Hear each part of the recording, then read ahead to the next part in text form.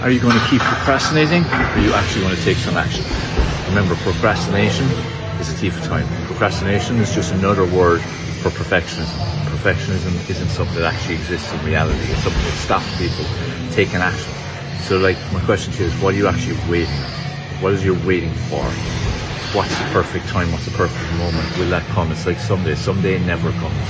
Today is someday. The perfect day, today is the perfect day. Right now is the perfect day, because you know what? Time is precious. Time keeps ticking. Time doesn't wait for anybody. Stop making excuses yourself. Stop being kind to yourself. Stop telling yourself what you want to hear just from an evolutionary perspective. Want an easier option. What do you want out of life? What do you want to change? What do you want to progress? What do you want more of? Go out there and get it. It's on you. So stop procrastinating. Focus instead of taking action. Remember, action's all that counts. Even thinking about stuff, putting it out there doesn't matter. Action. What action are you going to take today to move your life forward? Decide to do it.